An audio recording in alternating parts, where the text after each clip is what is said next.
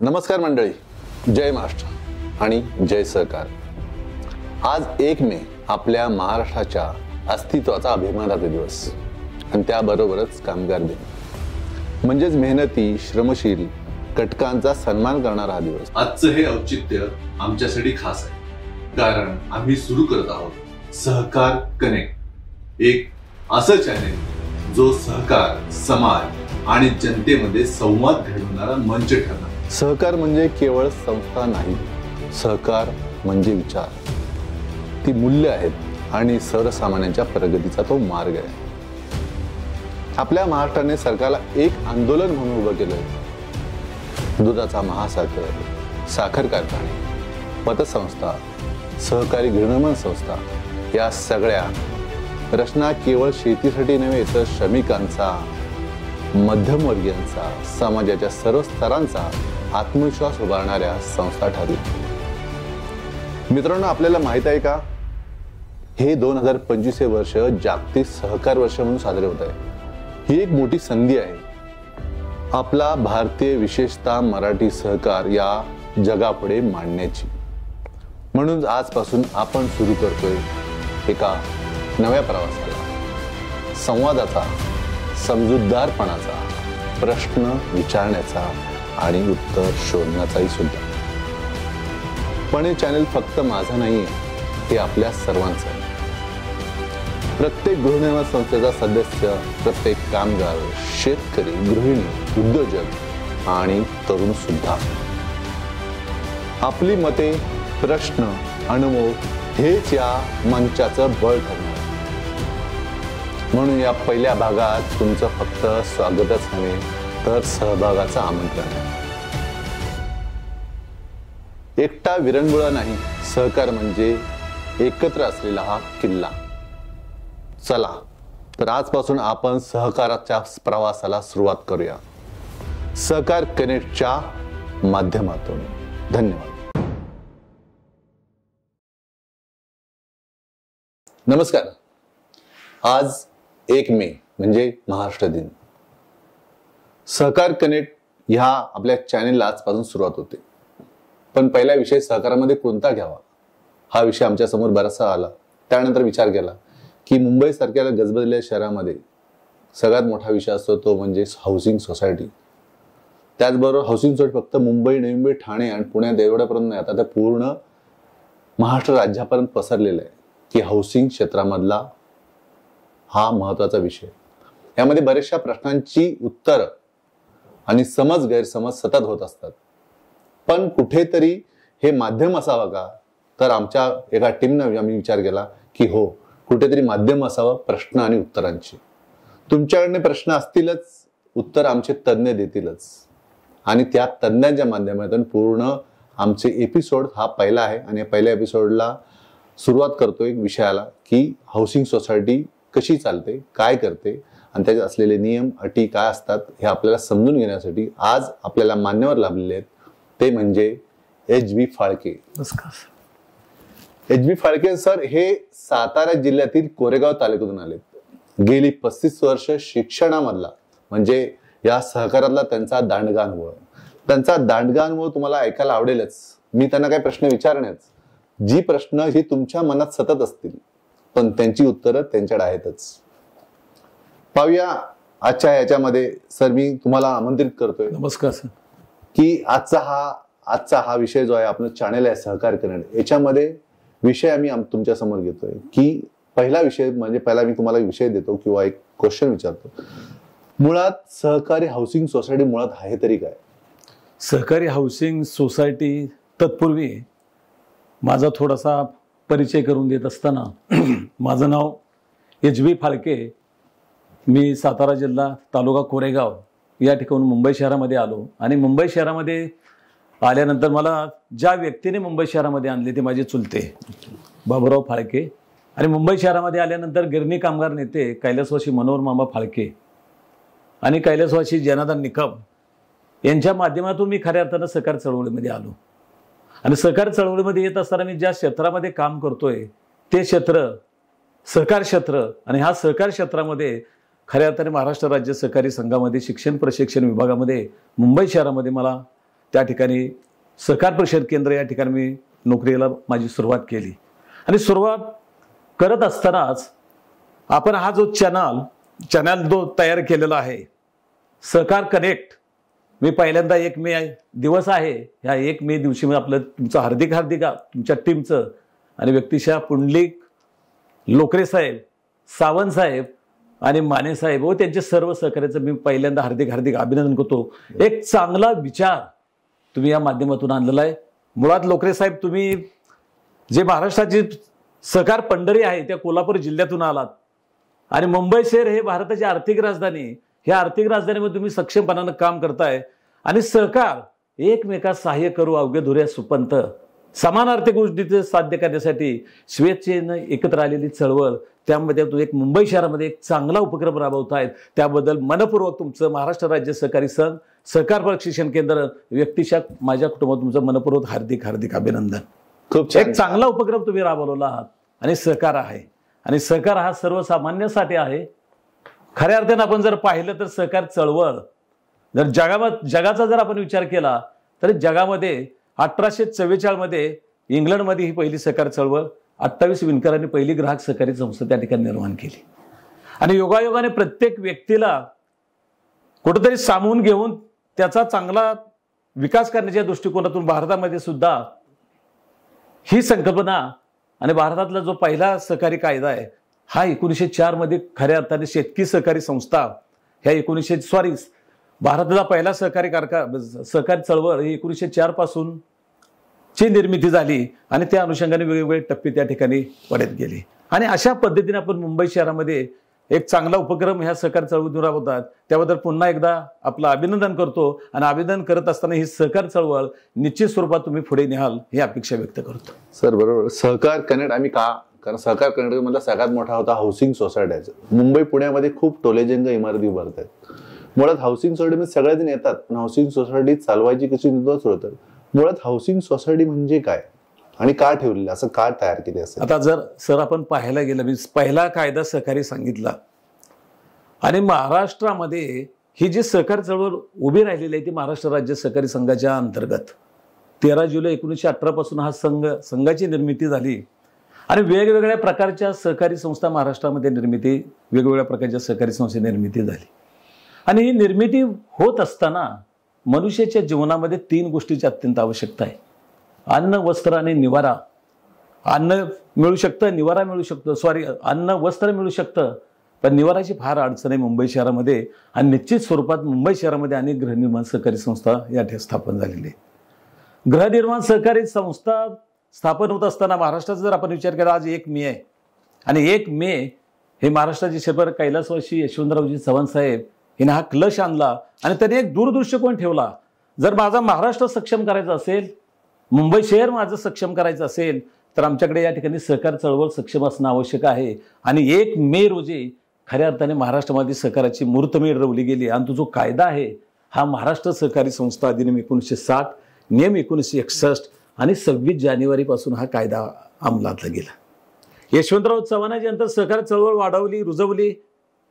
कैलासवासी सहकारवासी वसंतदादा पाटील, मग ग्रामीण भागामध्ये शेतीच्या अनुषंगाने त्यांनी अनेक उपक्रम राबवले आणि मुंबई शहरामध्ये गिरणी कामगाराच्या अनुषंगाने अनेक उपक्रम त्यांनी राबवले. त्याच्यानंतर दूरदृष्टी असणारा नेता महाराष्ट्रामध्ये खऱ्या अर्थाने आपल्याला या ठिकाणी माननीय शरदचंद्र पवार साहेब यांनी सुद्धा सहकाराला बळकटीकरण दिलं. कृषी मंत्री असताना अनेक उपक्रम त्यांनी त्या ठिकाणी राबवले. मग शेतीसाठी उपक्रम राबवले, ग्रामीण भागासाठी उपक्रम राबवले आणि शहरासाठी सुद्धा उपक्रम राबवले. आणि हे करत असताना त्यांनी सक्षम करण्याचा प्रयत्न केला.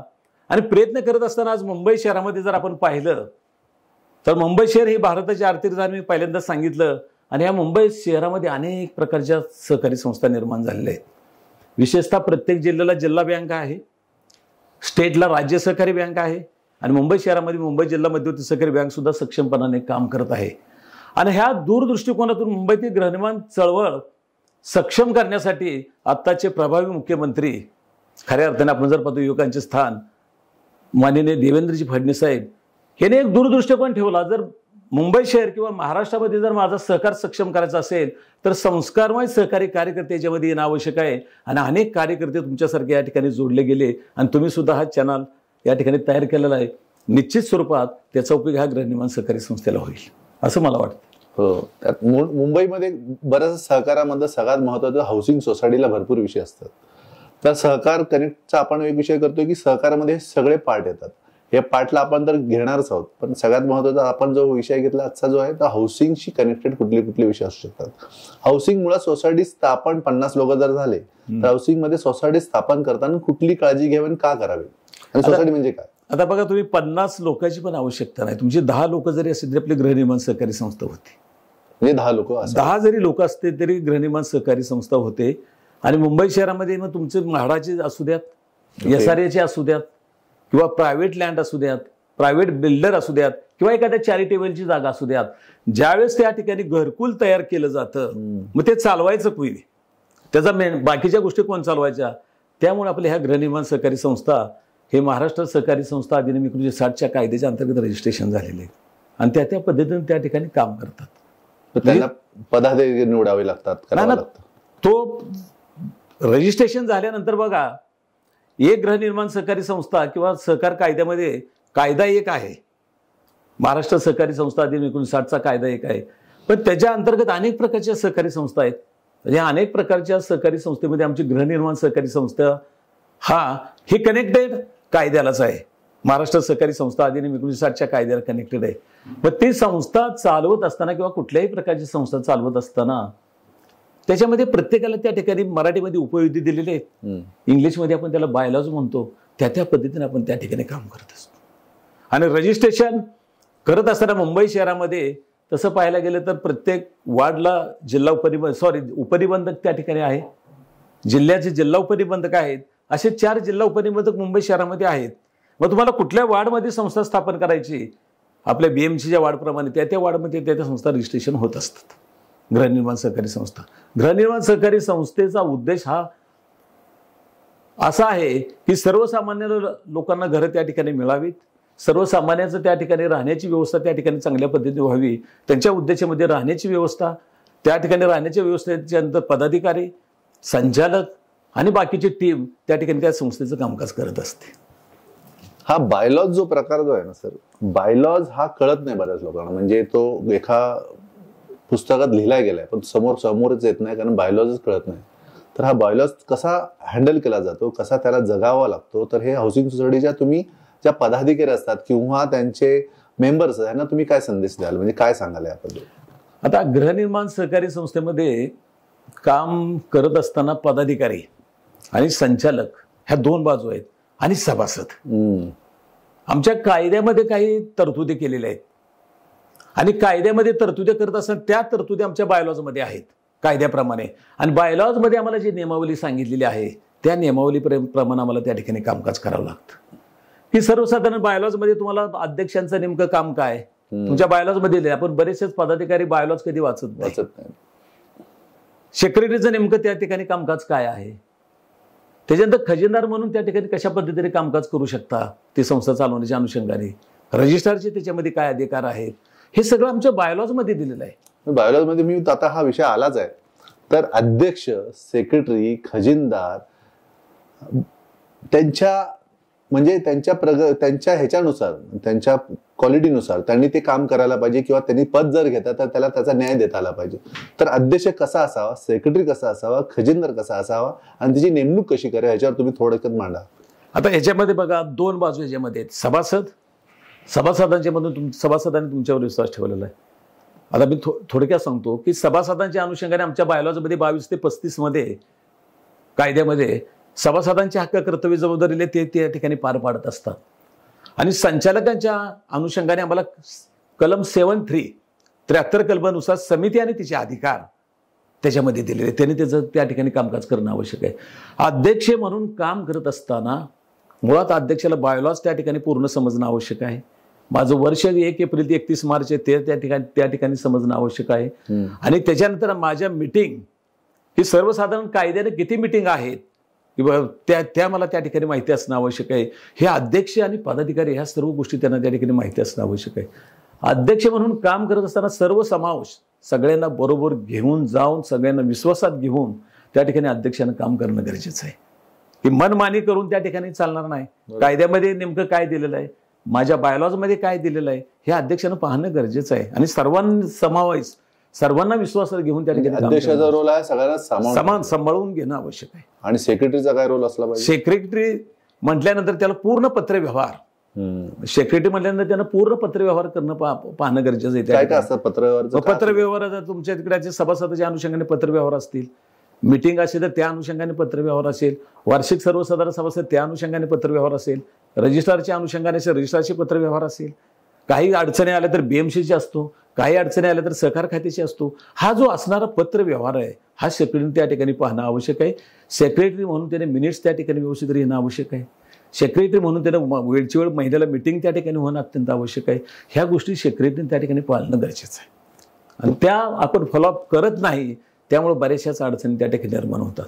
की सहकारी कायद्यामध्ये तुम्हाला सांगितलेलं आहे की सेक्रेटरीचं नेमकं त्या ठिकाणी कामकाजाचा रोल कशा पद्धतीने असणं आवश्यक आहे, पण तो पाळला जात नाही. मग त्या ठिकाणी प्रशासक येतो, अनेक अडचणी त्या ठिकाणी निर्माण होतात. प्रशासक मुळात येतो कधी? मग जर तुमच्या कामामध्ये विसंगती असेल, तुम्ही कायद्याप्रमाणे बायोलॉज प्रमाणे जर काम करत नसेल तर प्रशासक येणार.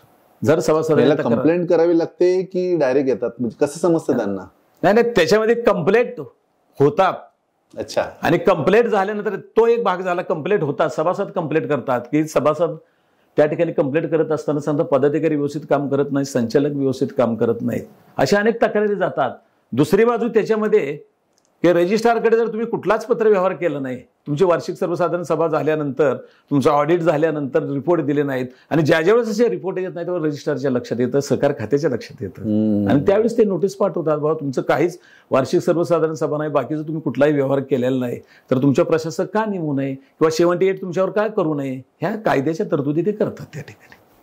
म्हणजे प्रशासकाला टाळायचं असेल तर ह्या दोन अध्यक्ष सेक्रेटरी खजिनदारने थोडंसं बायलॉजचा अभ्यास करणं गरजेचं आहे. बायलॉजचा अभ्यास करणं गरजेचं आहे. याच्यामध्ये कुणाला पेमेंट नाही मिळत ना. बघा, सहकार आणि एक सामाजिक बांधिलकी म्हणून आपण हे काम करतोय. पेमेंट मिळत नसेल पण एक कुटुंब वात्सल्य म्हणून किंवा कुटुंब प्रमुख म्हणून आपण त्या संस्थेमध्ये काम करत असतो. 30, 40, 50, 100 सभासद असे चांगल्या पद्धतीने राहत असतात आणि मानधन म्हणून तुमचं जे मासिक मिटिंग असते तुमच्या बायोलॉजमध्ये दिलेले आहे ते काही थोडं मानधन त्या ठिकाणी मिळत असतं. सेक्रेटरी म्हणून त्या ठिकाणी काम करत असता, तुम्ही प्रवास केला असेल तर त्याचं वाउचर टाकून खर्च घेण्याची तुम्हाला त्यामध्ये परवानगी आहे की बाबा मानधनच घ्या किंवा पगार घ्या असं नाही, कुठे नाही करतात. तरी पण काय घेत असेल तर तसं घेऊ नये. कारण तुम्ही मानद सचिव आहात, मानद सचिव अध्यक्ष आहात, तर ह्या गोष्टी तुम्ही न पडता. सर आता खजिनदारचा रोल काय आहे? मग पैसा कसा तो हँडल करतो? आता बघा, खजिनदार हा पैसा त्याच्याकडे पूर्ण येत असतो, चेक येत असतात, मेंटेनन्सचे चेक येत असतात, तो बँकेमध्ये भरत असतो.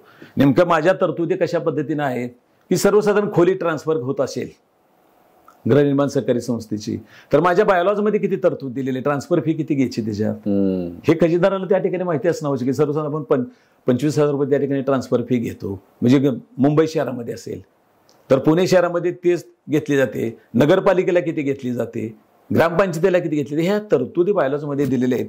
त्या पद्धतीने त्या ठिकाणी खजिनदारांनी ते काम करावं. पण असं शाळा शिकायची आता अजून पण शाळा शिकायची ह्या वयामध्ये? बघा, आता शाळा शिकायची, शिक्षण आणि प्रशिक्षण, शिक्षण घेऊन आपण ह्या सगळ्या गोष्टी करत आलेलो आहोत आणि ज्या क्षेत्रामध्ये आपण काम करतोय तिथे प्रशिक्षण असणं आवश्यक आहे, त्याची माहिती घेणं आवश्यक आहे. आपण हे स्वीकारलेलं आहे आणि स्वीकार्य म्हणलं तर दायित्व शिकवून त्याचं प्रामाणिकपणानं काम करणं गरजेचं आहे. सहकाराचा अर्थच आहे एकमेका सहाय्य करू अवघे धरूया सुपंत.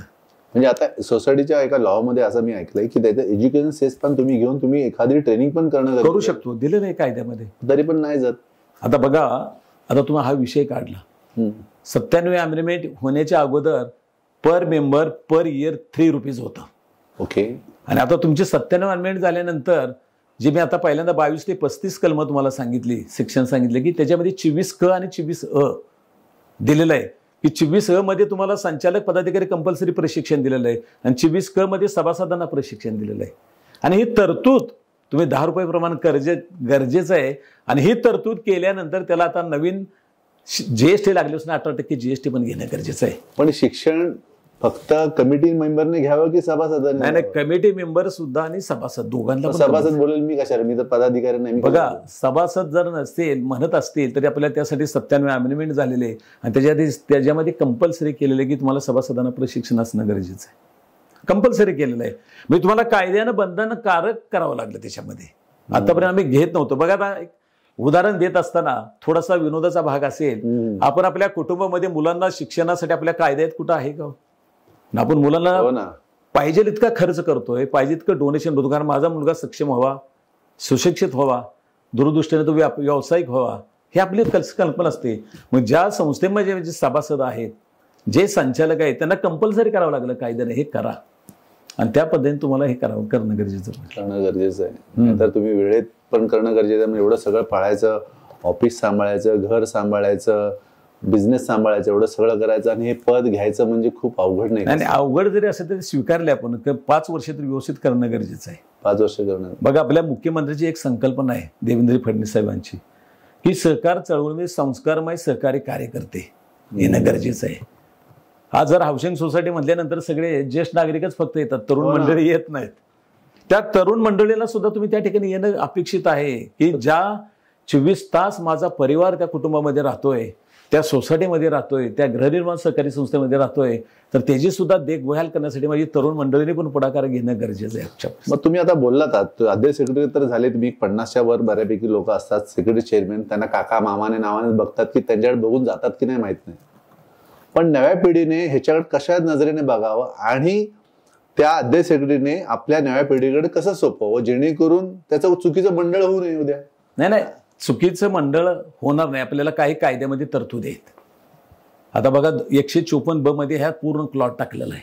154 ब मध्ये की तुम्हाला सभासदांचे प्रकार दिलेले आहेत, की 4 प्रकारचे सभासदांचे प्रकार दिले 22 ते 35 मध्ये.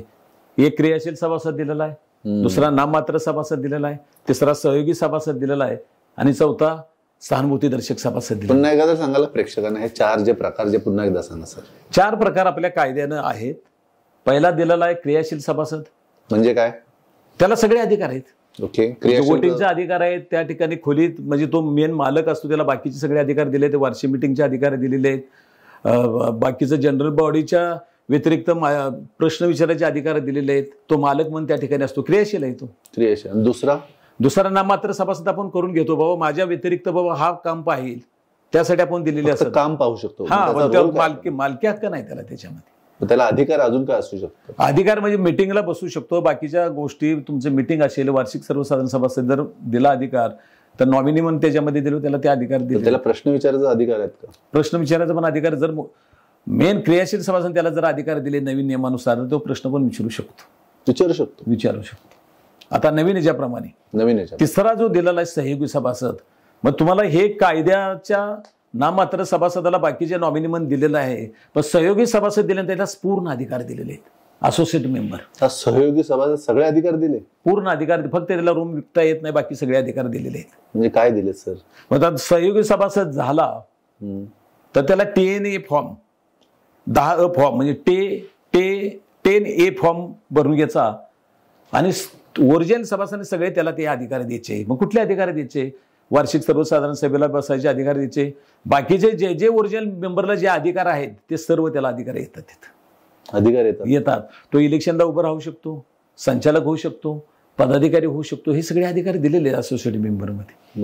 मग तो पण त्याच्यामध्ये जर आता तुमच्या ज्येष्ठच नागरिक असतील, हा विषय तसा फार आहे, ज्येष्ठच नागरिक असतील तर त्या ज्येष्ठ नागरिकच पुढे येतात करायला. जर अशी काही वेळेस रूम तर मला द्यायची नाही, मुलांच्या नावावर करायचे नाही, हट्टाच असतो ज्येष्ठ नागरिकांचा, परंतु त्याला ते अधिकार ज्येष्ठ नागरिकांनी दिले तर ती मुलं त्या ठिकाणी काम करतात. आणि ही संकल्पना आपल्या मुख्यमंत्र्यांची की संस्कारमय सहकारी कार्यकर्ते, की ही मुलांनी यावं त्याच्यामध्ये, आणि मुलांनी येऊन सुद्धा त्या संस्था चांगल्या पद्धतीने चालवतात. ही एक संकल्पना आपल्या मुख्यमंत्र्यांनी केली, संकल्पना ते तशा पद्धतीने टाकलेली आहे. मग त्याच्यामध्ये हा बदल केला गेलाय सगळा. चौथी मग तुम्ही बोललात, हा आता पदाधिकारी म्हणून सहानुभूती दर्शक म्हणून घेताना तो दिलेला आहे, पण 97 अमेंडमेंट झाल्यानंतर आपल्याला क्रियाशील आणि अक्रियाशील संकल्पना आली परत. मग क्रियाशील कुणाला म्हणायचं आणि अक्रियाशील कुणाला म्हणायचं हे आता 97 अमेंडमेंट दिलेलं, म्हणजे बराच बदल झाला त्याच्यामध्ये. आता क्रियाशील असताना त्याने मेंटेनन्स व्यवस्थित भरणं गरजेचं आहे, तो ड्यू होता कामा नाही. वार्षिक सर्वसाधारण सभेला त्याने दरवर्षी येणं बंधनकारक केलेलं आहे. उपविधीच्या व्यतिरिक्त कुठलंही काम करता कामा नये तर तो क्रियाशील राहील. परत आता गव्हर्नमेंटने दुसरा GR काढला आता, ती क्रियाशील होण्यासाठी वार्षिक सर्वसाधारण सभेला येण्यासाठी शमित होण्याची अट त्यांनी काढून टाकली. बाबा तो नसेल तरी चालेल. म्हणजे असं वेगवेगळे JR त्याच्यामध्ये निघत आहेत आणि त्या पद्धतीने ते काम करत असतात. आता दुसरी गोष्ट, तुम्ही पदाधिकारी आणि संचालक म्हणून माझं नेमकं काम काय आहे, तर आम्हाला रेकॉर्ड आमचं व्यवस्थित ठेवणं गरजेचं आहे सोसायटीचं. बऱ्याचशाच गृहनिर्माण सहकारी संस्थेचं रेकॉर्ड बरोबर नसतं. म्हणजे काय रेकॉर्ड बरोबर नसतं म्हणजे काय? बरोबर म्हणजे त्यांच्याकडे जे फॉर्म बरोबर नसतो, जे फॉर्म आय फॉर्म नसतो, जी माहिती सभासदी असते नसते, त्या ठिकाणी इन्व्हेस्टमेंट रजिस्टर त्यांनी तयार केलेलं नसतं. बऱ्याचशाच वेळेला त्या ठिकाणी त्रुटी होतात. त्याच्यानंतर कुठलं रेकॉर्ड किती वर्ष ठेवायचं आहे नियम 65 नुसार ते रेकॉर्डच त्या ठिकाणी ठेवलेलं नसतं. म्हणजे अनेक गोष्टी आहेत त्याच्यामध्ये. कॅश काउंटर त्या ठिकाणी ठेवलेलं नसतं. आमच्या बायलॉजमध्ये किती पैसे रोख असणं आवश्यक आहे, 5,000 रुपये बायलॉज प्रमाणे. तर काही काही वेळेला 31 मार्च 70,000 पर्यंत कॅश असते काही सोसायटीतून. ह्या अडचणी मग ज्यावेळेस ऑडिट होतं त्यावेळेस ह्या अडचणी आपल्याला त्या ठिकाणी त्रास होतो. म्हणून आपलं रेकॉर्ड त्या ठिकाणी व्यवस्थित असणं आवश्यक आहे. सगळ्या संस्थेचं मिनिट त्या ठिकाणी व्यवस्थित लिहिणं आवश्यक आहे. आणि मिनिट लिहिताना शेअर्स ट्रान्सफर रजिस्टर जे आहे ते सुद्धा त्या ठिकाणी व्यवस्थित असणं अत्यंत आवश्यक आहे. बऱ्याचशाच ठिकाणी शेअर ट्रान्सफर रजिस्टर व्यवस्थित नसतं, इन्व्हेस्टमेंट रजिस्टर व्यवस्थित नसतं. ह्या बाकीच्या गोष्टी त्या ठिकाणी व्यवस्थित नसल्यामुळे तुम्ही कागदोपत्री तुम्ही स्ट्रॉंग असणं गरजेचं. कागदोपत्री तुम्ही स्ट्रॉंग, कागद महत्वाचा आहे, कारण कागद अत्यंत महत्वाचे आहेत. त्यामुळे त्याकडे लक्ष द्यावं. म्हणजे ते कागद तुम्ही 4 सांगितलं सर. याच्यामध्ये हाऊसिंग मध्ये ज्या सभासदांच्या नावावर रूम आहे ती लोक, आता तुम्ही बोललात की नव्या पिढीने यावं, सण कुठले साजरे करावेत, त्यांच्यावर कुठलं बंधनं असावीत की नसावीत, काय आतमध्ये कुठल्या गोष्टींना इन्व्हॉल्व्ह करावं, नाहीतर काय होणार की इथं परत काय होणार माहित नाही, पण ह्याच्यात कायद्यात किती टक्के बसतं आणि काय नाही बसत. आता बघा, सहकारी कायद्यामध्ये जात धर्म पाहिला जात नाही. बरोबर. सहकाराच्या मंदिरामध्ये येताना तुम्ही राजकीय जोडे बाहेर ठेवायचे, पक्ष वगैरे इथे येत नाही. राजकीय जोडे बाहेर, राजकीय जोडे बाहेर ठेवले, राजकीय जोडे बाहेर. जात धर्म याच्यामध्ये पाहिला जात नाही. आज मुंबई शहरामध्ये पाहताय तुम्ही, म्हणजे मी विषय निघाला पण सांगतो की बऱ्याचशाच ठिकाणी काही लोक मटण मच्छी खातात म्हणून त्याला विरोध केला जातो. हे चुकीचं आहे.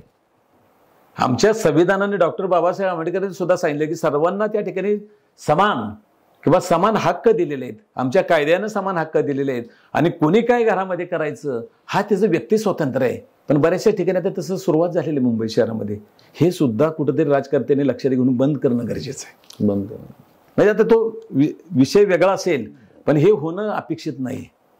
आता तुम्ही जर म्हटलं उत्साह, तर वेगवेगळ्या जाती धर्माचे आपण त्या ठिकाणी उत्साह तयार करतो, पण बायलॉज मध्ये तशी तरतूद नाही की तुम्ही हा देवाचं करात किंवा त्या देवाचं करा. त्याची वर्गणी कशी काढली जाते? वर्गणी पण अशी काढली जाते कधी कधी की ती कायद्यात किती टक्के बसली पाहिजे, नाही कायद्यात खर्च किती केला पाहिजे. ऐका, अशा उत्सव किंवा इतर गोष्टी करायला तुम्हाला तुमच्या बायलॉज मध्ये असं वर्गणी काढायचं कुठं सांगितलेलं नाही. आपण ती वेगळी सेपरेट करून, तो गणपती उत्सव असेल, दुर्गा उत्सव असेल, हे वेगवेगळे उत्सव आपण सेपरेट वर्गणी काढून करत असतो, त्याच्यामध्ये आपण घेत नाही. ते त्यांनी घरी मागायला जाणं गरजेचं आहे की कुणी खाली येऊन मागायची गरज, कारण मग नाही दिलं तर मग तो दोषी होणार. आता आज काय परिस्थिती आहे, मनानं कोणच देत नाही. जर तुम्हाला आनंद उत्सव साजरा करायचा आपल्याला मागावंच लागतं. म्हणजे असं मनानं देणारे आता व्यक्ती नाही आहेत समाजामध्ये. मी पहिल्यांदा सांगितलं दानव आणि मानव आहेत. आता थोडीशी दानवाची संख्या जास्त व्हायला लागली असं मला वाटतं व्यक्तीच्या. मग ते कुठेतरी बंद होणं गरजेचं आहे. पण समजा मी एका सणाला, एक सोसायटी म्हणून एका सणाला मी मान्यता दिली, तर दुसरा सण परत येणार, परत तिसरा सण येणार, मग तुम्ही किती मान्यता मिळवणार? आता बघा, मान्यता ती तुमच्या ह्याच्यावर आहे, तुम्ही कशा पद्धतीने सण करताय. म्हणजे कायद्यामध्ये असं कुठं दिलेलं नाही. हो, कारण त्याला पैसा लागतो. मग तुमचे व्यक्तीच्या तुम्ही पैसे वर्गणे काढून करू शकता. पण किती वेळा वर्गण, म्हणजे आता बघा किती वेळा वर्गणे, तो सभासदांचा प्रश्न आहे. हो, मग ते सभासदांमध्ये असा माझा, म्हणजे मला जो अनुभव आहे तो सांगतो की म्हणजे गणेशोत्सव आला वर्गणी, नवरात्र आला वर्गणी, अजून कुठले सण आले वर्गणी. म्हणजे आपण सगळ्याच वर्गणी काढत बसलो तर मेसेज काय आपण समाजाला द्यायचा आणि काय करावं लागेल? आता ह्याच्यामध्ये एक जात धर्मावर मी बोलू इच्छित नाही, पण किती सण साजरे करायचे ते तुम्ही ठरवा. सोसायटीने ठरवा किती करायचे. म्हणजे प्रत्येक किती समाज, म्हणजे तिथं जात धर्म येतो. बाबा गणेश उत्सव आपण साजरा करतो, ठीक आहे. एक होळीचा सण असेल तर ठीक आहे, दुर्गा उत्सव ठीक आहे, 3 सण ठीक आहेत. पण तुम्ही प्रत्येक सण जर साजरा करत गेला तर बरोबर नाही ना ते. म्हणजे आपण कुठपर्यंत जायचं हे आता प्रत्येक गोष्ट पदाधिकाऱ्यांनी, अध्यक्ष किंवा शेकडे खजिनदारांचं काम नाही. हे सगळे मिळून ठरवणं गरजेचं आहे. म्हणजे तो एजीएम मध्ये कधी पण पास करून घ्यायला पाहिजे. हा, एजीएम मध्ये आपण करून घेणं. आता बघा, सोसायटीचे नियम सभासदांसाठी काही नियमावली तुम्ही AGM मध्ये पास करा, ते रजिस्ट्रारकडे पाठवा, रजिस्ट्रार करून सोसायटीची नियमावली पण तुम्ही तयार करून घेऊ शकता ना. म्हणजे असं आहे की बायलॉज तर आहे, म्हणजे बायलॉज आहे, पण बायलॉजचा आपला एक छोटासा बायलॉज आपण तयार करून घेऊ शकतो जर आपण निबंधकाकडे तो विषय जर आपला पाठवला की आम्ही हा नियम थोडासा बदलतोय आणि हा बदल करण्याचे आम्हाला अधिकार द्यावेत, तर हा तुम्हालाही मिळेल असं. तसं आहे, पण तुम्ही बायलॉज मध्ये त्याला अमेंडमेंट बोलतात, अमेंडमेंट, उपविधी दुरुस्ती प्रकरण आपल्याला टाकावं लागेल. म्हणजे सोसायटी करू शकतो. रजिस्टर माझ्या माहितीप्रमाणे ते काही नियम त्याच्या व्यतिरिक्त देऊ शकणार नाही. पण तुम्ही वार्षिक मीटिंग मध्ये करा, रजिस्टरकडे ते पत्र द्या, आम्ही बाबा असे काही नियम आमचे सोसायटीसाठी आम्ही नियम तयार केलेत आणि ते नियमाला मंजुरी घ्या तुम्ही. आता सर्वसाधारण बघा की हाऊसिंग सोसायटीमध्ये कार्पेट एरिया आणि बाहेरचा एरिया ह्याच्यामध्ये वाद होतो. हो ना. मग बाहेर बूट ठेवायचे का, चप्पल बाहेर ठेवायचे का, कपाटे बाहेर ठेवायचे का, जाताना तो त्रास होतो. मग नेमकं काय करायचं, मग त्याच्यासाठी तुम्हाला नियमावली करावी लागेल. ह्या सर्व गोष्टी कायद्याने जर पाहिजे ती सोसायटीची जागा आहे, ती जी जागा आहे ती सोसायटीची जागा आहे, ती काय तुमची व्यक्तीची नाही. तुमचा कार्पेट एरियापर्यंत तुम्ही आत असाल, पण तुम्हाला आतल्या मेंबरला बाहेर काय परवानगी नाही. पण ते आपण समजदारपणानं त्या गोष्टी करणं गरजेचं आहे. सर, आता तुम्ही महत्वाचा विषय छेडलाय, म्हणजे त्याच्या घराचा स्क्वेअर फूट आहे, त्याचं घर आहे, त्याच्या बाहेर पण तो चप्पल काय मग नंतर कपडे पण वाळत घालतो. आता त्याला किती लिमिट ठेवायची, 1 फुटावर ठेवू की 10 फुटावर? आता बघा, त्याला सहकार एकमेकात सहाय्य करू अवघड. त्यांनी सोसायटीला पण जास्त त्रास देऊ नये आणि स्वतः आपल्याला पण जास्त त्रास घेऊ नये अशा पद्धतीने राहणं गरजेचं आहे. पण बाहेरची जागा अजून काय काय वापरली जाते? भरपूर वापरली जाते ना. आणि कसं, म्हणजे एकाने केलं तर मग सोसायटीचं ते तुम्ही नियम तयार करा ना तुम्ही. पण ऐकलं नाही तर बघा, ऐकलं नाही तर सोसायटीच्या उपविधीच्या किंवा त्या कमिटीच्या बाहेर त्याच्यावर कायदेशीर कारवाई करण्याचा पण आपल्याला अधिकार आहे. आपण तिथपर्यंत जात नाही, पण आहे. आपण एकमेकाची त्या ठिकाणी समोरासमोर असतो, एकमेकाच्या कुटुंबाप्रमाणे राहत असतो. तुमचं एक वेळ नेम केलं आणि उपविधीचं उल्लंघन केलं तर तुमच्या माहितीसाठी सांगतो, उपविधी स्पष्ट दिलं, तुमचा जो मेंटेनन्स भरतो त्याच्या 5 पट दंड घ्यायचा अधिकार आपल्याला आहे. 5 पट जे तुमचं शुल्क आहे त्याच्या 5 पट तुम्ही उपविधीमध्ये तुम्हाला दिलेलं आहे. म्हणजे तुम्ही नियम सर्वांचे, तर नियम पाळा. नियम पाळा. नियम तोडले तर, एक नियम तोडला तर तो बोलेल त्याने तोडला म्हणून माझा, नियम तोडले तर तुम्हाला ते करावं लागेल. हो ना. असे वाढतात, लोकसंख्या वाढली तर करायचं काय? काही लोक आपली गॅलरी खूप वाढवतात, त्याचं काय? गॅलरी वाढवत असेल तर सोसायटीची परवानगी नसेल तर सोसायटीला पूर्ण गॅलरी पाडण्याचा पण अधिकार आहे. अधिकार आहे म्हणजे BMC संबंधितला कंप्लेंट केली तरी पूर्ण गॅलरी तोडली जाईल. लेवल तुमचे जे लेवल ठेवले त्याच्या तुमच्या कार्पेट एरियाच्या बाहेर येता कामा नये, कायदा सांगतो. पण आता बरेच जण तर नाही. आता बघा, सहकार एकमेकाला सामून ह्या गोष्टी चाललेल्या आहेत. सगळ्याच कायद्यानं, मी असं कायद्याचं उल्लंघन करा म्हणत नाही, पण सगळ्याच गोष्टी एकमेकाला कनेक्टेड आहेत. आता तुम्ही चॅनल हा करताना सहकार कनेक्ट चॅनल केलाच ना. हो ना. मग तसं आता कनेक्ट मध्ये थोडंसं एकमेकाला समजून घ्यावं लागेल. दरवेळेनं मी असं बायलॉजचं उल्लंघन करा असं म्हणत नाही, पण हे तुम्हाला थोडंसं समजून घ्यावं लागेल. त्यांनी थोडासा जेव्हा सोसायटीच्या ज्या कमिटीला पण किंवा सांभाळून घेतलं पाहिजे. जर कायद्या बाहेर त्याच्यामुळे जर दुसरा तयार होत असेल तर त्यांनी ते थांबवलं पाहिजे. बरोबर आहे, थांबवलं पाहिजे. हाच मुद्दा आहे. म्हणजे तुमच्या कार्पेटमध्ये तुम्ही लक्ष द्या. त्या कार्पेट ही तुमची प्रॉपर्टी नाही, ती सोसायटीची प्रॉपर्टी आहे. त्यामुळे त्याने तो स्वतःचं म्हणून केलं आणि आपण एक कुटुंब राहतो याच्यामध्ये. हो ना. 24 तास आपलं कुटुंब राहते. आपण थोडंसं प्रत्येक सभासदाने म्हणून ते वाद येण्यापेक्षा मी कधी बघतो की शेजार बाजार आहेत ना, कधी लिफ्ट मध्ये जाताना पण एकमेकांशी बोलताना विचार करून बघतो. कधी बघत नाही, कारण भांडणं वेगळीच असतात. एक लक्षात ठेवा, मनुष्याच्या जीवनामध्ये कर्मभूमी आणि जन्मभूमी आहे. आपली जन्मभूमी कुठल्याही राज्यात असेल, कुठल्याही जिल्ह्यात असेल, पण कर्मभूमी आपली ज्या सोसायटीत राहतो ती आहे. एकमेकाला कनेक्टेड राहणं गरजेचं आहे. आणि मला वाटतं निश्चित तुम्ही हा जो चॅनल केलेला आहे सहकार कनेक्ट, ह्या चॅनलच्या माध्यमातून अनेक लोक कनेक्ट होणार आहेत. मी सगळ्या म्हणजे प्रेक्षकांना सांगेन, ते लोक वेगवेगळ्या सोसायटीमध्ये राहतच असतील, त्यांना बरेचसे प्रश्न तुम्ही ना ह्या कमेंट बॉक्समध्ये तुम्ही अवश्य सांगा.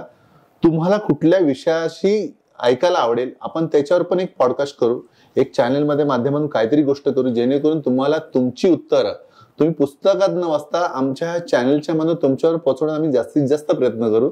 जेणेकरून काय होतं की समाजामध्ये सगळ्यांना सांगता काय होतं की तोच अध्यक्ष सेक्रेटरी खजिना थकतात, कोण शब्द चुकीचा वापरतो, कोण कसा वागतो, पण तो शेवटी पदाधिकारी आहे, तुम्ही त्याला रिस्पेक्ट करा. आता राहिला सभासदाचा जो अर्थ आहे, तर त्यांनी त्याचा सभासदाचा अधिकार बाळगणे, म्हणजे तो एक प्रकारचा नागरिक आहे. नागरिक आहे. जसं पूर्ण देश आपला आहे तसा एक सोसायटीचा तो एक भाग आहे. बरं. तर या दोघांची जर चांगली युनिटी असेल, युनिटी पाहिजे, मग ती युनिटी नसते. समज गैरसमज थोडस दूर करून आपल्याला संस्था सर तुम्ही एखाद दुसरा समज आणि गैरसमज का असू शकतो जरा सांगाल का? प्रेक्षकांना तो पण आवडेल. बघा आता मी दोन्ही बाजू सांगतो, म्हणजे सभासदांच्या पण सांगतो आणि संचालकांच्या पण सांगतो. संचालकामध्ये काम करत असताना काही संचालक असे असतात की मीटिंगमध्ये ठरवतात एखाद्या सभासदाच्यावर कारवाई करायची, त्याने वटा बांधलेला आहे, कारवाई करायची, आणि मीटिंगमध्ये ठरलं जातं की आपण समजपत्र देऊया, पण समजपत्र देऊन कोणीही बोलू नका. पण एखादा संचालक जाऊन त्या सभासदाला सांगतो तुझ्यावर, त्याने तुझ्यावर कारवाई त्याने सुचवलेलं आहे, मग त्याचा वादविवाद होतो त्या ठिकाणी. सभासदांच्या मध्ये असे काही सभासद असतात की मेंटेनन्स भरूच नकोस, नाही मला ते चालतंय, असे काही सभासद सांगणारे असतात. गैरसमज त्या ठिकाणी होत असतात. हे गैरसमज होणं गरजेचं नाही. आता बघा, सर्वसाधारण सभासद, काही सभासदांनी पाळीव प्राणी पाळलेले असतात. म्हणजे एक उदाहरण, कुत्रा. मग कुत्रा आल्यानंतर त्यानं कसं घ्यायचं किंवा त्याची व्यवस्था काय, विष्ठा असेल किंवा खाली आल्यानंतर बऱ्याचशा वेळेला सोसायटीच्या अंगणातच तो फिरवतो आणि तिथंच त्या ठिकाणी विष्ठा केली जाते, सू केलं जातं. म्हणजे पाळीव प्राणी ठीक आहे, पण त्याच्यावर वादविवाद होतो. पण ज्या पाळीव प्राणी त्यानं समजणं गरजेचं आहे की तो सभासद किंवा जो सभासद आहे त्यानं पण समजणं गरजेचं आहे की जसं त्या ठिकाणी सभासद म्हणून त्याला हक्क दिला आहे तसा त्या पाळीव प्राण्याने ॲनिमल ऍक्ट मध्ये हक्क दिलेला आहे. पण तो त्याला हक्क दिला आहे, पण त्याचा वापर तो मालक बरोबर करत नाही. काही बरेचसे उल्लंघन जास्त, जे उल्लंघन करतात, ह्या बारीक गोष्टी आहेत. बारीक गोष्टी आहेत. हा विषय संवेदनशील आहे. जेव्हा ॲनिमल येतो तो आपल्या घराचा एक भाग आहे, तो आपला कुटुंबातला एक व्यक्ती आहे, पण काही लोक याचा दुरुपयोग करू नये म्हणून हा विषय तसा आहे, अशा त्याच्यामध्ये टाकलेला आहे. सर तुम्हाला एक सांगा, तुम्ही आता बोललात की मेंटेनन्स हा प्रकारामध्ये बरेच जण मेंटेनन्स भरत नाही म्हणून आता बोललात. मेंटेनन्स वेळेत भरावाच का आणि का भरावा? आता बघा, मेंटेनन्स वेळेत भरावा का? जर आपल्या कुटुंबामध्ये पगारच आला नाही किंवा उत्पन्नच नाही तर आपलं कुटुंब चालेल का? चालेल का? चालणार नाही. तुम्ही जर मेंटेनन्स दिला नाही प्रत्येक सभासदाने, तर त्या संस्थेचा बाकीचा खर्च चालेल का? लाईट बिल असेल, पाणी बिल असेल, बाकीचा खर्च असेल, वॉचमॅनचे पैसे असतील, क्लिनिंगचे पैसे असतील, गार्डनचे पैसे असतील, तुम्ही कशावर भागवणार? आणि ज्या वेळेस 100 मेंबर असतील आणि 30-40 लोक जर मेंटेनन्स वेळेची वेळी भरत नसतील तर हा खर्च आपण चालवू शकत नाही. मग त्या ठिकाणी कंपल्सरी प्रत्येकाने मेंटेनन्स भरणं गरजेचं आहे. बऱ्याचशाच वेळेला बरेचसे म्हणतात की आमच्याकडे पैसे नाहीत. बघा, माझं व्यक्तिशः म्हणणं आहे की माझ्याकडे पैसे नाहीत भरायला, ह्या पुढच्या वेळेने भरतो. 500 रुपये मेंटेन असेल, 700 असेल किंवा 1000 असेल. बाकीचा तुम्ही तुमच्या मोबाईलमध्ये रिचार्ज करता, बाकीच्या सर्व गोष्टी करता, आणि आमच्या गृहनिर्माण सहकारी संस्थेचा भरायला पैसे नाहीत. हा विचार सभासदांनी करणं गरजेचं आहे. त्यामुळं 97 अमेंडमेंट मध्ये सांगितलं की सभासदांना प्रशिक्षण द्या, 24 मध्ये टाकलं गेलं. हे कळू द्या सभासदांना, आमचं हे कर्तव्य आहे, हा मेंटेनन्स भरायला पाहिजे. हा जर तुम्ही लोअर परेल विभाग असेल किंवा मुंबईमध्ये जर तुमचं 500 स्क्वेअर फूटचं घर असेल, मी म्हणतो 2000 रुपये तुम्हाला मेंटेनन्स असेल, सर्वसाधारण 2000 किंवा 3000 असेल, तर 100 रुपये रोजचा चार्ज, 100 रुपये तुम्ही त्या बिल्डिंगमध्ये तुमचं पूर्ण कुटुंब 7-8 लोकांचं, 7-6 लोकांचं कुटुंब राहत असतं. 500 स्क्वेअर फूट, 550 स्क्वेअर फूट मध्ये, आणि त्या कुटुंबामध्ये राहत असताना तुम्हाला वॉचमॅन मिळतो, पाणी मिळतं, लाईट मिळते, 24 तास सगळे संरक्षण मिळतं. आणि तुम्ही जरी बाहेर गावी गेला तरी तुमचं कुटुंब आनंदामध्ये राहतं. तेच तुम्ही लोअर परेल किंवा दादर बाग तेवढ्या हॉटेलमध्ये गेलं एका रात्री तुम्हाला 10,000 रुपये भाडं भरावं लागतंय. हे समजून देण्याचं काम हे पदाधिकाऱ्यांचं आहे. त्यांची मानसिकता बदलणं, सभासदांचं, हे आपलं सुद्धा त्या ठिकाणी काम आहे आणि त्याच्यासाठी प्रशिक्षणाची गरज आहे. बरोबर आहे. आता त्यांना असं वाटतं, काही अध्यक्ष सेक्रेटरी खजिनदार असं वाटतं की मी ह्या प्रॉपर्टीचा मालक आहे, आणि काही लोक खूप मनापासून करतात. असं दोन वेगवेगळे भाग आहेत. आणि काही सभासद आहेत जे फक्त अधिकार सांगण्यासाठीच येतात, काम काय करत नाही, म्हणजे प्रश्न विचारतात पण उत्तर नाही सापडत. अशी बघा, आपली मानसिकता तशी झालेली आहे. आता मानसिकता तशी झालेली की मी एक वेळ निवडून दिले ना, त्यांचंच काम आहे, पण प्रत्येक सभासदाचा सहभाग सुद्धा असणं आवश्यक आहे. बघा, बिल्डिंग मध्ये चढताना सुद्धा प्रत्येक कोपऱ्यामध्ये साईबाबा हनुमानाचे फोटो लावावे लागतात. अजून लावावे लागतात. का लावावे लागतात? अजून लावावं लागतात. मग का लावावं लागतं? बघा, आपल्यात मानसिकता अजून बदलत नाही. ज्यावेळेस करोना होता तुम्हाला सगळे स्टेशन क्लीन दिसत होते, आणि आताची परिस्थिती पाहिली तर परत लोकांची मानसिकता बदलत नाही. म्हणजे मानसिकता बदलणं गरजेचं आहे. आपल्यामध्ये विचारामध्ये परिवर्तन करणं, त्यासाठी ट्रेनिंगची गरज आहे. त्यासाठी ट्रेनिंगची गरज आहे. आता एक उदाहरण, जर आपल्याकडे लाईट गेली, भारतामध्ये लाईट गेली, आणि अमेरिकेमध्ये लाईट गेली तर अमेरिकेमध्ये लाईट गेल्यानंतर लगेच मोबाईल काढतील, काय करतील, लगेच लाईटवाल्यांना फोन करतील. भारतामध्ये लाईट गेल्यानंतर त्या रूममध्ये गेली, सावधानच्या घरी गेली, मान्यांच्या घरी गेली आणि माझ्या पण घरी गेली, त्याची पण गेली, माझी पण गेली, माझी पण गेली. शांत बसतो आपण. मानसिकता जोपर्यंत आपली बदलत नाही तोपर्यंत आपण काय करू शकत नाही. आणि ही मानसिकता बदलण्यासाठी हे प्रशिक्षणाची आवश्यकता आहे, त्यांच्यामध्ये बदल करणं गरजेचं आहे आणि तुम्ही हे चांगलं काम करणार भविष्यामध्ये. तेच आम्ही पण त्यासाठीच हा विषय घेतलाय. सहकारामध्ये मी पण एका सोसायटीमध्ये राहतो आणि असं वाटतं की यार कुठेतरी चुकतंय, डायरेक्ट सांगण्यापेक्षा त्याला समजवण्याची एक प्रकार आहे. आणि माझं मत आहे की सगळ्यांनी ह्यामध्ये लक्ष द्यावं, जुन्या जाणत्यांनी ह्या विषयावर हात द्यावा आणि जेणेकरून तो विषय संपेल. तर आहे ना, भांडणं वेगळीच असतात, विषय वेगळाच असतो आणि ते लॉंग टर्म तसंच चालतो. असं का तुमच्याकडे उदाहरण आहे की बाबा भांडणं अशी पण प्रकारची अजून झालेली आहेत किंवा एखादा असा प्रसंग आहे की बाबा त्याच्यामधनं हे भांडण विकोपाला गेले आणि कोर्टात पोहोचले? आता एकच नाही, मुंबई शहरामध्ये 50% कोर्टामध्ये आहेत. एकच नाही, असं 50% कोर्टात बरेच ठिकाणी कोर्ट मेंटेनन्स भरत नसेल तर कोर्टामध्ये, मेंटेनन्स भरत कोर्टात. काही पद्धती की एनओसी देत नाहीत म्हणून कोर्टात जातात, एनओसी देत नाहीत, युग होतो त्या ठिकाणी. कशासाठी? आता बऱ्याचशाच ठिकाणी असतं की त्याला कर्ज घ्यायचं असतं सभासदांना. मग सभासदाला कर्ज घ्यायच्यानंतर ज्यावेळेस तो सभासद पदाधिकाऱ्यांना सांगतो मला एनओसी द्या, तर तो म्हणतो मी एनओसी देत नाही, संस्थेची जबाबदारी नाही. पण मुळात त्याला एनओसी देणं गरजेचं आहे. त्यानं कर्ज जरी काढले तर व्यक्तीचा तो जबाबदार असेल, पण संस्थेने एवढंच लिहून द्यायचं आहे ह्याने कर्ज घेतल्यानं तो व्यक्तीच्या ती कर्ज भरायला तो जबाबदार असेल, पण येणारे अडचण वसुलीच्या किंवा इतर तर आम्ही त्याला जबाबदार असेल, एवढं लिहून दिलं तरी भरपूर झालं. पण काही लोक देतच नाहीत. काही लोक मुंबईमध्ये असं एक उदाहरण आमच्या चारकूपमध्ये घडलेलं आहे की त्याच्या मुलाला शिक्षणासाठी एनओसी पाहिजे, ते कर्ज काढायचं होतं, त्या सेक्रेटरीने एनओसी दिली नाही आणि दुर्दैवाने त्या मुलाला त्या ठिकाणी ऍडमिशन मिळालं नाही. तर तो अजून आता 70 वर्ष झालं त्याच्या नावानं ओरडतोय की हे न दिल्यामुळे माझा मुलगा डॉक्टर झाला नाही. एक साधी चूक असते हो. आणि कायदा आणि व्यवहार आपण काम करताना ते पाहणं गरजेचं आहे. ह्या गोष्टी आपण बघणं गरजेचं आहे, ह्या गोष्टी माहिती सांगणं गरजेचं आहे. म्हणून पहिल्यांदा माझे एक ह्या चॅनलच्या ह्याच्यामध्ये म्हणजे एक आव्हान आहे सगळ्या गृहनिर्माण सहकारी संस्थेतील पदाधिकाऱ्यांना, तुम्ही तुमचा पहिल्यांदा बायोलॉज म्हणजे अर्थात उपविधीचं वाचन करा, त्याचं मनन करा, त्याचं चिंतन करा आणि निश्चित स्वरूपात सभासदांच्यापर्यंत ते पोचलं पाहिजे. पण आपण तिथपर्यंत जात नाही मित्र.